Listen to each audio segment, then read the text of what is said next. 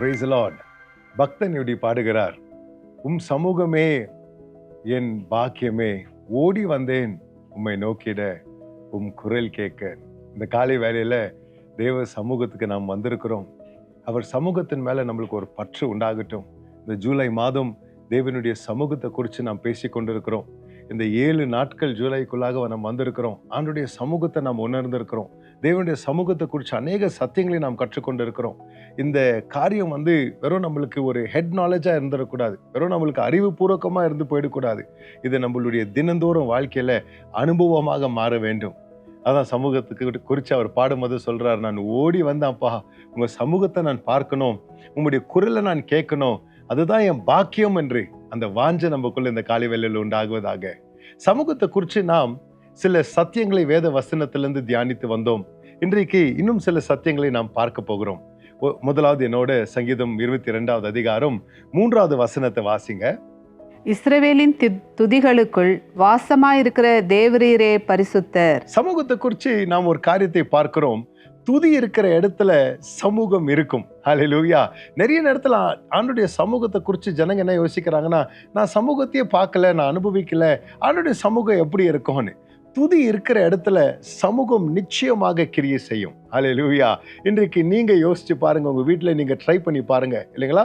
தினந்தோறும் நம்ம வீட்டுங்களில் தேவ சமூகத்தை நாம் எப்படின்னா அந்த ஹோஸ்டிங் காட்ஸ் பிரசன்ஸ், அந்த சமூகத்தை நம்ம வீட்டில் வர வைக்க நான் என்ன பண்ண வேண்டும்? முதலாவது நான் துதிக்க வேண்டும். நாம் தேவனை தொழுது கொள்ள வேண்டும், நாம் தேவனை ஆராதிக்க வேண்டும். ஆண்டவர் இன்னைக்கு என்ன தேடிக்கொண்டிருக்கிறாரு? ஆவியோட உண்மையோட ஆராதிக்கிறவர்களை தேடிக்கொண்டிருக்கிறார். அந்த ஆராதனையும் அந்த துதியும் தேவனை கனப்படுத்துகிற அந்த கனமும் நம்ம வாழ்க்கையிலும் நம்ம வீட்டில் இருந்துச்சுன்னா தேவ சமூகம் நிச்சயமாக அந்த இடத்துல இருக்கும். இதெல்லாம் வாக்குத்தத்த வசனத்திலிருந்து. ஹல்லேலூயா. 2வது சத்தியத்தை சமூகத்தை குறித்து நாம் பார்க்கிறோம். ஏசாயா 59வது அதிகாரம் 2வது வசனத்துல நாம் இப்படி வாசிக்கிறோம். உங்கள் அக்கிரமங்களே உங்களுக்கும் உங்கள் தேவனுக்கும் நடுவாக பிரிவினை உண்டாக்குகிறது.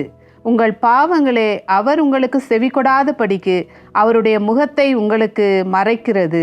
பாவத்தை குறிச்சும் அக்கிரமத்தை குறிச்சும் நம்ம ரொம்ப ஜாக்கிரதையா இருக்க வேண்டும், இல்லைங்களா? அதுக்கு தான் பரிசுத்த ஆவியானவர் போன வீடியோல நம்ம பார்க்கும் போதே, இந்த சத்தியங்களை குறித்து நம்ம பார்க்கும் போதே ஆண்டவர் நம்மள சொல்றாரு, நம்ம அவருடைய ஆலயமா இருக்கிறோம் என்று, இல்லைங்களா? இந்த தேவ ஆலயம் சுத்தமா இருக்க வேண்டும். சுத்தமா இருக்கிற இடத்துல தான் சமூகம் அசைவாடும். பாவமும் அக்கிரமும் பண்ற 2 காரியங்களை பாருங்க. தேவனுக்கிட்ட இருந்து நம்மளை பிரிக்கிறது, அவர் முகத்தை நம்ம கிட்ட இருந்து மறைக்கிறது என்று நாம் பார்க்கிறோம். Price the Lord. பாவத்தை குறித்து நம்ம ஏன் ரொம்ப ஜாக்கிரதையா இருக்கணும்னா, சமூகத்துல இருந்து நம்மளை தூரம் கொண்டு போயிடும். ஆதாம் ஏவாளுடைய கதை நமக்கு தெரியும். அவங்க எப்போ முரட்டாட்டம் பண்ணாங்களோ, எப்போ கீழ்ப்படியாமையில நடந்தாங்களோ, தேவ சமூகத்திலேருந்து அப்பாறப்பட்டு தூரம் ஆக்கப்பட்டாங்க. தேவ சமூகத்திலேருந்து they were pushed away. Hallelujah. That's what sin does. பாவம் செய்கிற ஒரு காரியமாக இது இருக்கிறதுங்க. பாவத்தை குறித்து நம்ம ஏனோ தானோன்னு இன்னைக்கு இருக்கக்கூடாதுங்க. அவர் சமூகத்துல வாழ தான் ஆண்டவர் நம்மளை அழைச்சிருக்கிறார். அவர் சமூகம் தான் நம்மளுடைய நேச்சுரல் என்வாயர்மெண்ட். அங்கதான் நம்ம ஜீவிக்கணும். அங்கதான் நம்ம that's where we will thrive. அங்கதான் நம்ம ரொம்ப சக்சஸ்ஃபுல்லா இருப்போம். அங்கதான் நம்ம வளர்ச்சியை பார்ப்போம், இல்லைங்களா? தேவ ஆலயத்துல நான் நாட்டப்பட்டு இருக்கும் போது தான் நான் செழிப்பா இருப்பேன் என்று சங்கீதக்காரர் எழுதுகிறார். அல்லேலூயா. அப்போ நம்ம செழிப்பா இருக்கிறது தேவ சமூகத்துல தான் அது ஆரம்பமா இருக்கும். அதுக்கு நம்ம இருதயத்தை பாதுகாத்து கொள்ளும் போது அந்த சமூகத்திலேயே வாழ்கிற அனுபவம், துதியும் பரிசுத்தமும் நமக்குள்ள இருக்கும் போது சமூகத்துல நம்ம தேவ சமூகத்தை அனுபவிக்கிறவர்களாக நம்ம இருப்போம். இந்த சமூகம் நம்மளோட இருக்கும் போது அது என்ன பண்ணணும்னு பார்த்தீங்கன்னா, அப்போஸ்தலர் 1வது அதிகாரம் 8வது வசனம் நம்மளுக்கு எல்லாம் தெரிஞ்ச வசனம், இல்லைங்களா? பரிசுத்த ஆவி உங்களிடத்தில் வரும்போது நீங்கள் பலன் அடைந்து எருசலேமிலும் யூதேயா முழுவதிலும் சமாரியாவிலும் பூமியின் கடைசி பரியந்தமும் எனக்கு சாட்சிகளாய் இருப்பீர்கள் என்றார். உங்கள் மேல் வரும்போது, ஹல்லேலூயா, தேவ சமூகம் நம்மளுக்கு உள்ள வரும்போது நாம் பலன் அடைந்து, பிரைஸ் தி லார்ட், தேவ சமூகம் இருக்கிற இடத்துல தேவ பலன் கிரியை செய்யும். Price the Lord. தேவ சமூகத்தை இஸ்ரவேல் மக்கள் எரிகோ அவங்க சுத்தி அவங்க வரும்போது தேவ சமூகத்தை அவங்க என்ன பண்றாங்க? உடன்படிக்கை பெட்டியை முன்னாடி கொண்டு போய் கொண்டிருக்கிறாங்க, இல்லைங்களா? தேவ சமூகம் போற இடத்துல என்ன நடந்துச்சுங்க? தேவ பலன் எரிகோ கோட்டையை முறியடிச்சு போட்டது. அல்லேலூயா. எரிகோ கோட்டையை தேவ பலன் தான் ஓடிச்சுது. Price the Lord. அந்த இடத்துல தேவ துதியை பார்க்கிறோம், இல்லைங்களா? தேவனை அவங்க கனப்படுத்துறதை நாம் பார்க்கிறோம். அவங்களை சுத்திகரித்து அவங்க என்ன பண்றாங்க? ஆண்டவரை ஆராதிக்கிறாங்க. சமூகம் வந்துடுச்சு, எரிகோ நிர்மூலமாக்கப்பட்டது. Praise the Lord. அப்போ தேவ பலன் நமக்கு எப்போ வெளிப்படும்னு பார்த்தீங்கன்னா, நாம் தேவன் மேல நாம் காத்திருக்கும் போது, பரிசுத்த ஆவியானவர் நம்ம மேல வரும்போது, தேவ சமூகம் நம்மளுக்கு வரும்போது, தேவ பலன் நம்ம வாழ்க்கையில செயல்படும். இன்னைக்கு நம்மளுடைய எரிகோக்கள் ஒடிக்கப்படணும்னா, பெரிய காரியங்களை நம்ம ராஜ்யத்துல பார்க்கணும்னா, தடைகள் முறியடிக்கப்படணும்னா நமக்கு சமூகம் தேவைங்க. ஹல்லேலூயா. அநேக உதாரணங்களை நாம சொல்லக்கூடும் இல்லைங்களா? மத்தேயு 1:23 ஆண்டவர் அவங்களுக்கு சொல்றார், அவர் பேர் இம்மானுவேலா இருக்கும். அப்படி அதுக்கு என்னங்க அர்த்தம்? தேவன் நம்மளோடு. ஹல்லேலூயா. தேவ சமூகம், ஆண்டவர் இது விரும்புகிறவரா இருக்கிறாருங்க. அவரை நாம் துதிக்கணும், நாம் பரிசுத்தமா வாழணும், அவர்னால நாம் பலன் அடைய வேண்டும். அவர் நம்மளோடு இருக்க விரும்புகிற தேவனா இருக்கிறார். Price the Lord. தேவனுடைய சமூகம் நம்மளோடு இருக்க, அதுக்காக தான் இயேசு கிறிஸ்துவை ஆண்டவர் அனுப்பி என்னன்றாரு, நான் ஒரு தரச்சீல பின்னாடி இருக்க விரும்பல, உங்களோடு இருக்க. இம்மானுவேல், தேவன் என்னோடு இருக்க. எல்லாரும் ஒரு நிமிஷம் வீடுங்களை கரங்களை உயர்த்தி, ஆண்டவரே என்னோட நீங்க இருங்கப்பா, இன்னைக்கு என்னோட நீங்க வாங்கப்பா.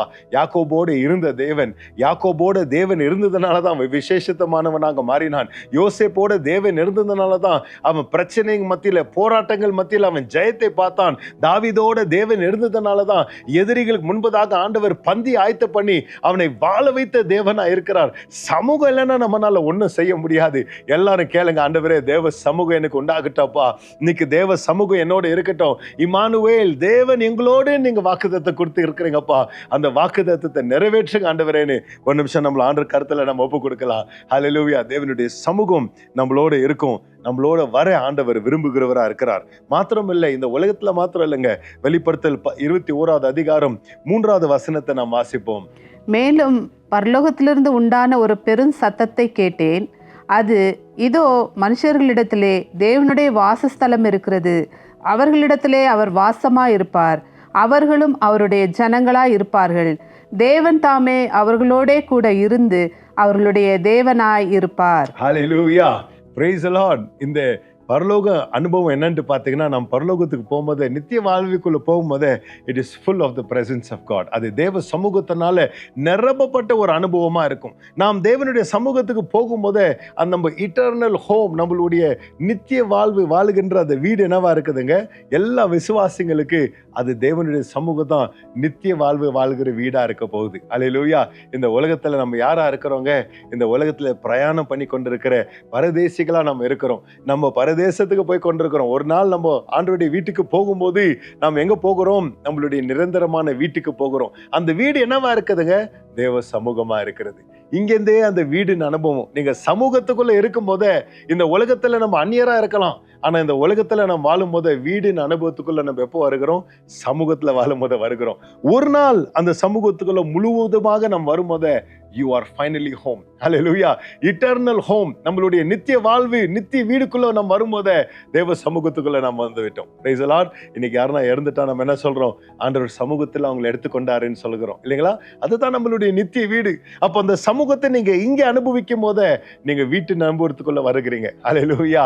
Price the Lord. இந்த காலேஜுக்கு தூரம் போகிற பிள்ளைகள் எல்லாம் கேட்டீங்கன்னா சொல்லுவாங்க இல்லைங்களா, வீட்டுக்கு போகணும்னு ஆசையா இருக்குதுன்னு. அது போல இன்னைக்கு நம்மளுக்கு வாஞ்சை உண்டாகட்டும், வீடின் அனுபவம் நம்மளுக்கு உண்டாகட்டும். நாம் இந்த காரியங்களை, இந்த 2 வீடியோகளை நம்ம பார்த்தோம் இல்லைங்களா? சமூகத்தை குறித்து சில அடிப்படையான உண்மைகளை நம் வசனத்திலிருந்து பார்த்து வந்தோம். இந்த சங்கீதம் 139வது அதிகாரத்தில் நாம் பார்த்தோம், தேவனுடைய சமூகம் எப்பொழுதும் நம்மளோடு இருக்குது என்று பார்த்தோம்.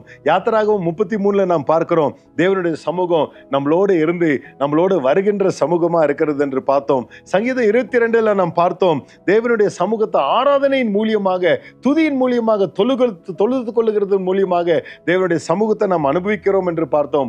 1 கொரிந்தியர் 3ல பார்த்தோம், சமூகத்தை சுமக்கிற பாத்திரங்களா நாம் இருக்கிறோம் என்று பார்த்தோம். மாத்திரமல்லாம கடைசியாக இப்ப வெளிப்படுத்தல நம்ம பார்த்த 21வது அதிகாரத்துல அந்த சமூகம் நம்மளுடைய வீடாக இருக்கிறது. அந்த சமூகத்தை நாம் அனுபவிக்கும் போது வீட்டின் அனுபவத்துக்குள்ள நாம் வருகிறோம். நம்ம எல்லாரும் ஜெபிப்போம். ஹல்லேலூயா. பிதாவே, உமக்கு நாங்க நன்றி சொல்லுகிறோம். இந்த காலை வேளையிலயா உம்முடைய சமூகத்தை குறித்து நாங்க சத்தியங்களை வசனத்திலிருந்து பார்த்திருக்கிறோம். அந்த சமூகத்தின் அனுபவத்துக்குள்ளாக எங்களை நீர் கொண்டு வாங்க. ஆண்டவரே, நீர் இல்லாம நாங்க வாழ முடியாது. எங்க வீட்டுகள்ல தேவனுடைய ஸ்துதி சத்தங்களும் ஜப ஜபஸ்துதி சத்தங்களும் கேட்கப்படட்டும் ஐயா. சமூகத்தின் அனுபவம் எங்க வீட்டுகளில் உண்டாகட்டும் ஐயா. உம்மை நோக்கி நாங்க பார்த்து கொண்டிருக்கிறோம் ஆண்டவரே. பாவங்களும் அக்கிரமங்களும் எங்க வாழ்க்கையில நாங்க ஏனோதானோன்னு விட்டு விடாம அதை தூரமாக நாங்க தள்ளி வைத்து தேவனுடைய சமூகத்திலிருந்து எங்களுடைய மாம்சீகமான காரியங்களோ பாவமான சிந்தனைகளோ எங்களை தடை பண்ணிவிடாமல் ஐயா எங்க இருதயத்தை பரிசுத்தமாக சுத்தமாக நாங்க காத்துக்கொள்ள எங்களை உங்க கருத்துல நாங்க ஒப்பு கொடுக்கிறோம் ஐயா. உம்முடைய வீடா நாங்க இருக்கிறோம். இம்மானுவேல் தேவன் எங்களோடு ஆண்டவரே சமூகத்தின் அனுபவத்துக்குள்ளாக எங்களை வல்லமையாக நடத்துங்க. உமக்கே துதிகன மகிமை உண்டாகட்டும். இயேசுவின் மூலம் ஜெபிக்கிறேன் பிதாவே. ஆமென் ஆமென். இந்த நாள் முழுவதும் தேவ சமூகம் நீங்க அனுபவித்து ஆசீர்வதிக்கப்படுங்க. கர்த்தர் உங்களை ஆசீர்வதிப்பாராக. ஆமென்.